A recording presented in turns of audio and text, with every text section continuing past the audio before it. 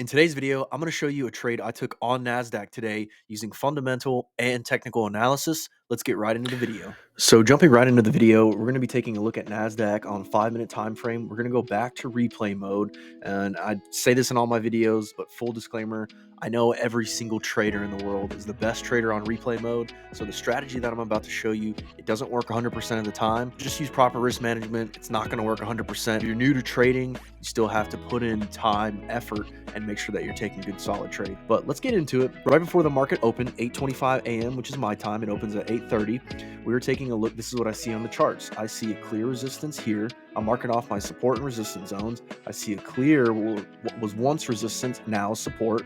And then pretty much what I'm going to be looking for is a break of either of these two. So let's take a look and see what happens at 8:30 with that market open. So we get this drop right here, but as you can see, this candle at one point, it was up here. So I actually took a buy, and I was in buys on this. I was targeting this very next pivot right here, and I was in this buy, and then as you can see, came back down. But my stop loss, this is what's great about the strategy, is this is how I had the trade. I had a very tight stop loss just right under this candle.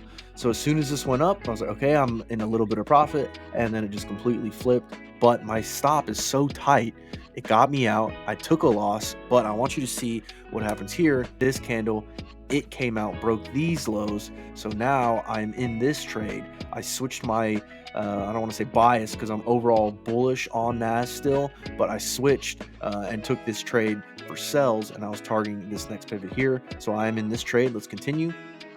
And then as you can see, full TP got hit, and it's 8:35 a.m., not even 5 minutes in. Now, one thing I did want to show you, we're going to fast forward a little bit more. So right here, this is 8:55 a.m.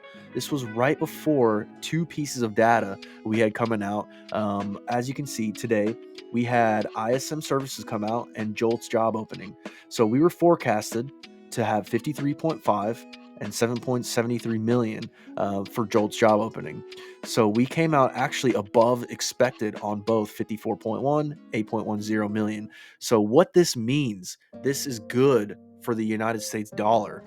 We're creating more jobs. That increases the dollar. Dollar strength equals gold sells.